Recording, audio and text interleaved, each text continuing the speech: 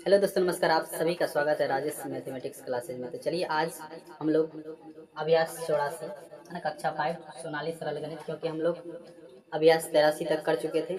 आज का पहला सवाल है अभ्यास 84 का। तो सवाल पढ़ते हैं। राम के पास 500 मीटर लंबा तथा 400 मीटर चौड़ा खेत है। कितना मीटर? 500 मीटर लंबा, ठीक है, ये लंबाई है, और 400 मीटर चौड़ा यानी चौड़ाई खेत है। खेत के कोने में रहने के लिए 500 वर्ग मीटर स्थान में मकान बना हुआ है। खेत के कोने में रहने के लिए कितना मीटर? 500 वर्ग मीटर का स्थान में क्या किया है? मकान बना हुआ है। बताइए कि शेष कृषि योग्य भूमि कितनी है ना? 500 वर्ग मीटर में वो मकान बना लिया है। तो बताइए पूरे खेत में कि बचा हुआ खेत कितना है मकान बनाने के बाद, अलग जो है शेष भूमि, जो कृषि योग्य भूमि है, खेती करने लायक भूमि। चलिए हम लोग यहाँ पर लिखते हैं हल और सवाल को सॉल्व करते हैं। यहाँ लिखेंगे लंबाई, ठीक है, लंबाई कितना दिया हुआ है? खेत की लंबाई दिया हुआ 500 मीटर, ठीक है। चौड़ाई कितना दिया हुआ? चौड़ाई कितना दिया हुआ है? 400 मीटर, 400 मीटर। तो सबसे पहले हम खेत का क्षेत्रफल निकालेंगे, ठीक है। हम लोग क्या करेंगे? खेत का क्षेत्रफल निकालेंगे। यहाँ पे लिखेंगे खेत का क्षेत्रफल, खेत का क्षेत्रफल, खेत का क्षेत्रफल बराबर लंबाई दिया हमारा 500, यानी क्या होता है? क्षेत्रफल लंबाई गुना चौड़ाई होता है, लंबाई गुना चौड़ाई। क्योंकि खेत में क्या होगा? लंबाई और चौड़ाई होगा। लंबाई हो गया यहाँ पर 500 मीटर और गुना हो गया चौड़ाई 400। कितना निकलेगा? 5 चौके 20, यानी कि 20 पर कितना जीरो? 1 2 3 4, ठीक है। 20 पर 2 2 4 जीरो हो जाएगा। ये हो गया आपका 2 लाख, 2 लाख वर्ग मीटर में आ गया, वर्ग मीटर में, ठीक है। ये तो हो गया पूरे खेत का, लेकिन उसमें कह रहा 500 वर्ग मीटर में क्या बना हुआ? मकान। तो 500 मीटर में जो मकान, वर्ग मीटर में मकान बना हुआ है, उसको हम लोग क्या करेंगे? 2 लाख वर्ग मीटर में से घटा देंगे, तो शेष कृषि योग्य भूमि निकल जाएगा। तो यहाँ पर लिखिए शेष कृषि योग्य भूमि, कृषि कृषि योग्य भूमि, कृषि योग्य भूमि बराबर है ना, पूरे खेत का क्षेत्रफल में से घटा देंगे, यानी खेत का क्षेत्रफल में से घटा देंगे जो कोने में मकान बना हुआ खेत में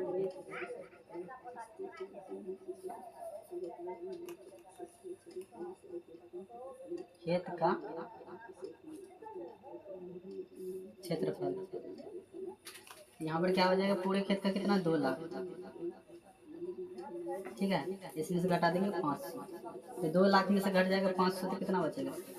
घटाइए, जीरो, जीरो में से जीरो गया जीरो, जीरो में से फिर जीरो गया जीरो, ठीक है। 10 में से 5 जाएगा 5, यहाँ बचेगा 9, यहाँ भी बचेगा 9, और यहाँ बच जाएगा 1। ये हो गया 1,99,500 वर्ग मीटर कृषि योग्य भूमि होगा। कितना? 1,99,500 वर्ग मीटर।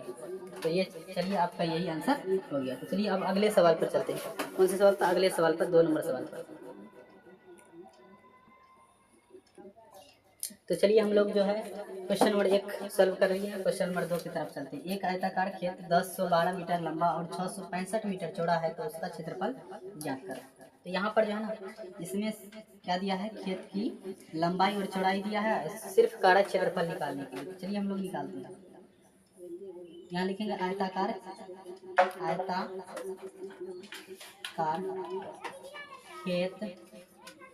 खेत की लंबाई बराबर कितना है? 1012 मीटर। चौड़ाई कितना दिया हुआ खेत की? 665 मीटर। तो क्षेत्रफल निकालने के लिए हम लोग क्या करेंगे? दोनों को गुना कर देंगे। क्षेत्रफल निकालेंगे तो क्या होगा? 1012 गुना 665। इन दोनों को क्या करना? हमको गुना कर देना। तो चलिए यहाँ पर गुना कर लेते हैं हम लोग। 665, 5 दूनी 10, 5 एकम 5 1 6 0, 5 एकम 5, 6 दूनी 12, 6 दूनी 12, 6 एकम 6 1 7 0 हो जाएगा 6।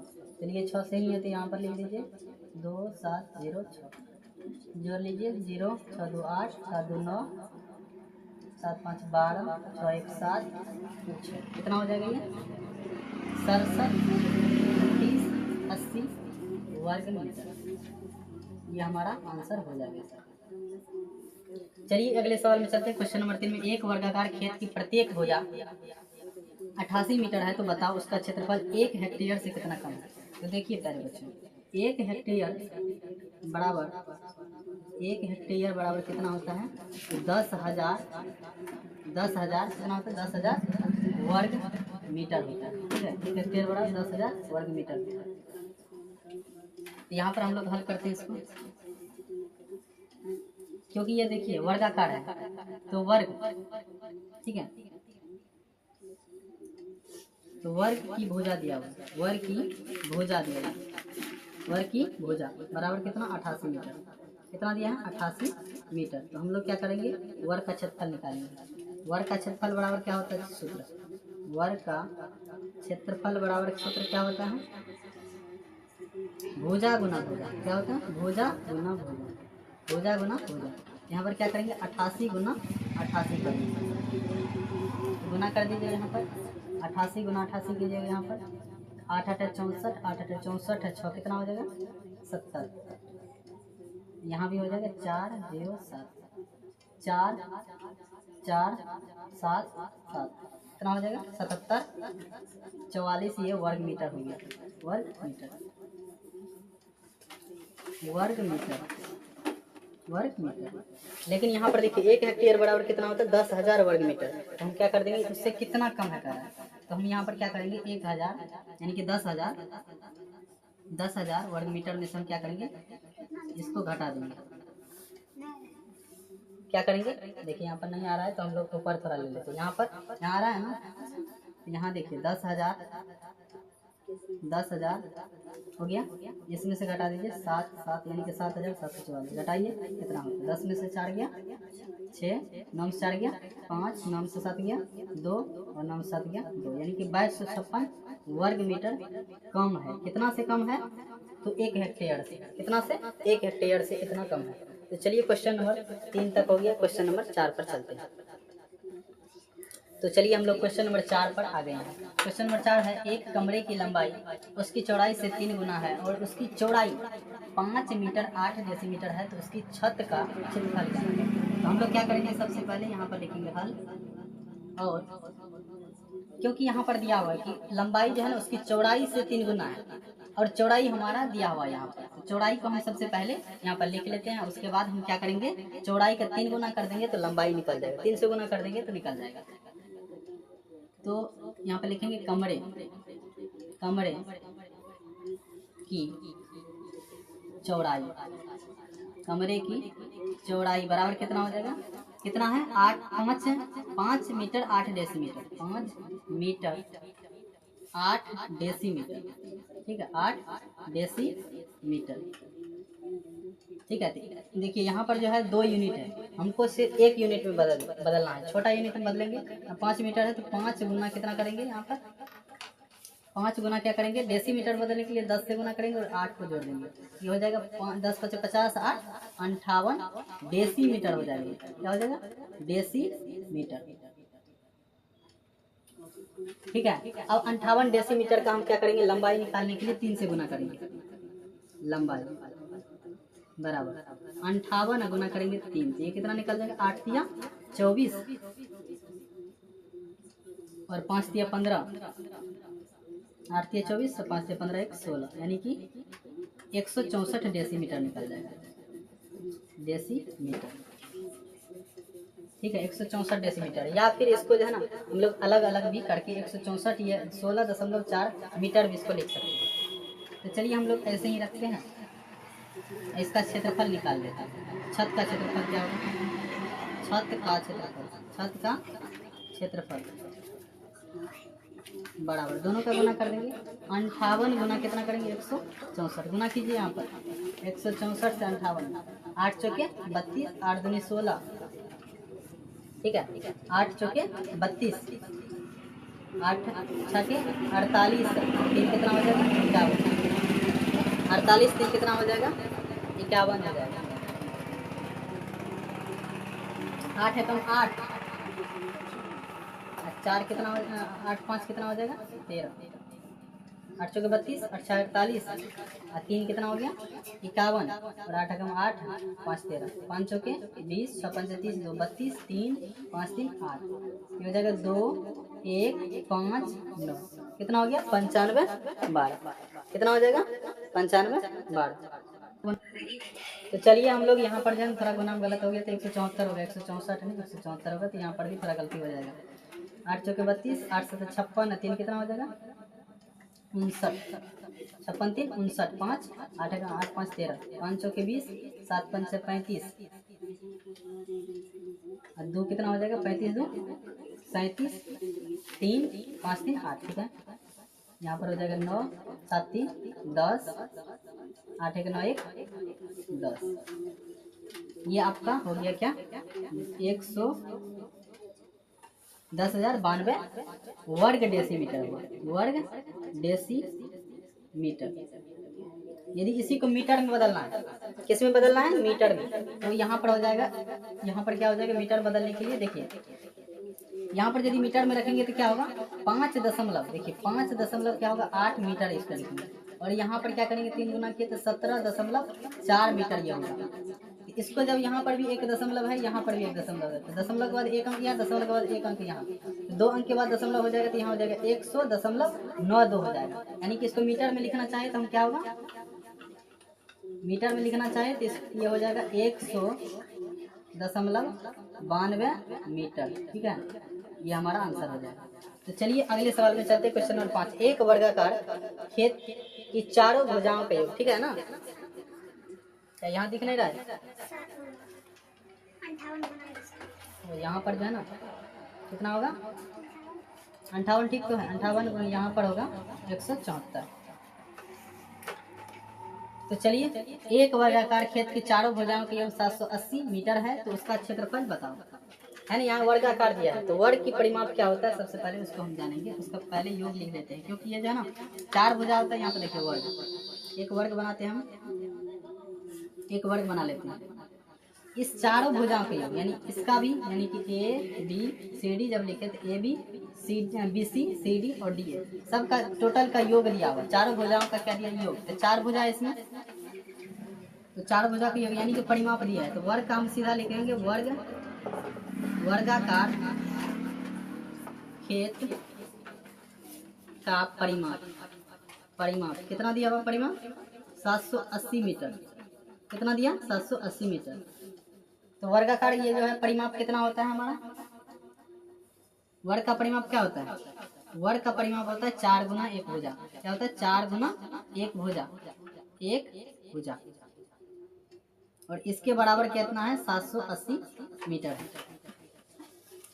तो हम क्या करेंगे भुजा निकालने के लिए, एक भुजा निकालने के लिए 4 गुना में है तो इधर जाएगा तो भाग में चला जाएगा, एक भुजा बराबर 780 बटे कितना हो जाएगा 4, तो 4 एकम 4 है ना, यहाँ पर 3 पर 8 जाएगा तो 38 हो जाएगा, तो 4 9 में 36, तो 2 4 5 20, यानी कि 195 मीटर हमारा क्या निकल गया, भुजा निकल गया। तो हम क्या करेंगे 195 गुना 195 कर देंगे तो क्षेत्रफल निकल जाएगा। तो वर्ग का क्षेत्रफल निकालने के लिए हम क्या करेंगे, आप लिखिए वर्ग का क्षेत्रफल है ना, यहाँ हल लिख देंगे हम लोग, वर्ग का क्षेत्रफल, वर्ग का क्षेत्रफल बराबर कितना होता है भुजा गुना भुजा, भुजा गुना भुजा। हम लोग क्या करेंगे यहाँ 195 मेरा भुजा है, 195 गुना कितना करेंगे 195 गुना कीजिए, 195 गुना 195 यहाँ कर लेते हैं 195 गुना 195, 5 5 25, 2 9 5 45 है, और 2 कितना होगा 47, 4 5 4 9 9 5 45, 4 9 9 81, 4 कितना हो जाएगा 85, 8 9 8 17, ठीक है। अब यहाँ पर हो जाएगा आपका 5 9 1, जोड़िए इसको 5 5 7 5 12, 5 5 10, 10 9 19 1 20, 9 7 16, 2 18, 1 1 1 2 1 3, यानी कि 38 0 25, ठीक है। 38,025। इसका कितना निकल जाएगा? 38,025, 38,025 ये हो जाएगा वर्ग मीटर। वर्ग मीटर हमारा ये आंसर निकल जाएगा क्वेश्चन नंबर 5।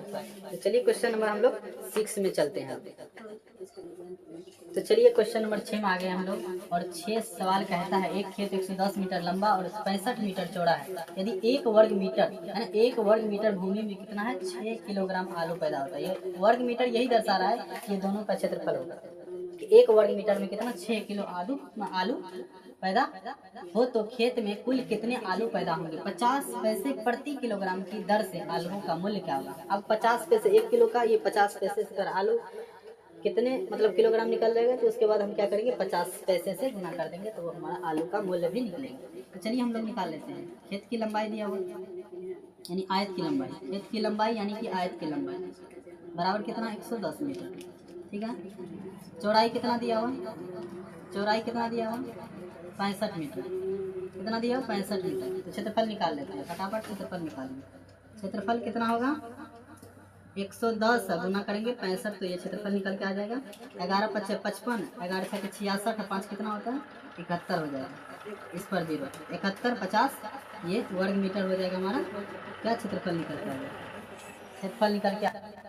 तो चलिए यहाँ पे लिखा हुआ 1 वर्ग मीटर में, 1 वर्ग मीटर में आलू पैदा होता है बराबर कितना? 6 किलो है ना, 6 किलो। इतना वर्ग मीटर में कितना होगा? तो क्या करेंगे हम लोग?